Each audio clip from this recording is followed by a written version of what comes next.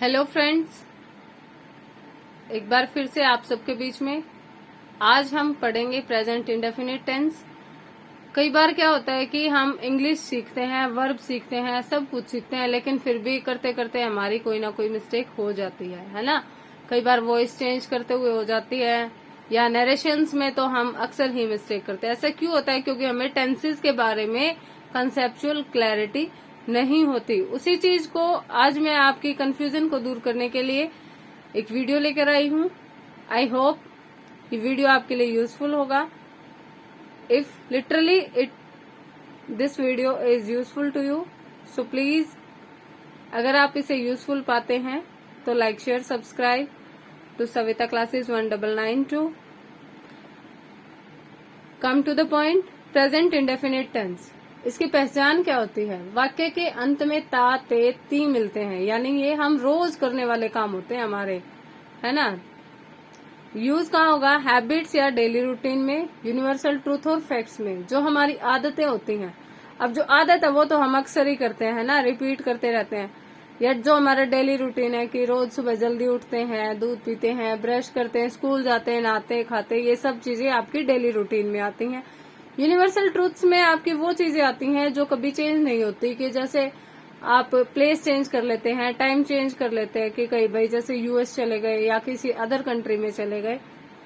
But being on earth ये चीजें हमेशा सार्वभौमिक सत्य रहती हैं। यानी सार्वभौमिक इस शब्द का ही मतलब है कि सब जगह जो सेम होता है ना। जैसे अगर हम बात करें किसी सार्वभौमिक सत्य की, तो वो क्या होगा कि पृथ्वी सूर्य के चारों तरफ घूमती है ना। The earth revolves around the sun. और दूसरी अगर हम बात करें कि पृथ्वी के चारों तरफ कौन घूमता है? चंद्रमा, यानी चांद पृथ्वी के चारों। The moon revolves around the earth, है ना। तो ऐसा कहीं नहीं होगा कि आप इंडिया में हो तो ये चीज है और अगर आप यूएस में चले गए तो सन घूमने लग जाएगा। नहीं जी, रोटेट तो किसको करना है? अर्थ को ही करना है। अब बात करते हैं स्ट्रक्चर की। तो स्ट्रक्चर में आ जाता है आपका पहले सब्जेक्ट, फिर वर्ब की फर्स्ट फॉर्म, उसके साथ है SAIS और लास्ट में ऑब्जेक्ट या रेस्ट ऑफ द सेंटेंस। जैसे राम स्कूल जाता है, राम गोज टू स्कूल, है ना। राम क्या हो गया? यहाँ पे सब्जेक्ट हो गया। गो, अब राम अकेला है ना, तो गो के साथ SAIS। अब एस कहाँ लगता है? एस लगता है जहाँ पे आप स्पेलिंग्स पे डिपेंड करता है। जैसे गो है, ओ आ गया तो आपको ES लगाना पड़ेगा, GOS नहीं बनता है ना, सेंस नहीं बन रही। तो राम गोज टू स्कूल। वे रोज फिल्म देखते हैं, दे वॉच मूवी डेली। अब यहाँ पे हमने SAIS नहीं लगाया क्योंकि दे क्या है? प्लूरल है, एक से ज्यादा है, ठीक है। हम पाठ याद करते हैं, वी लर्न द लेसन। वह फुटबॉल खेलता है, ही प्लेज फुटबॉल। अब ही अकेला है ना, तो हमने एस लगाया।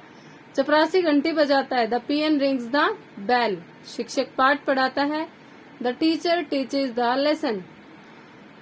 पुजारी भगवान की पूजा करता है, the priest worships the god. माँ खाना पकाती है, the mother cooks the food.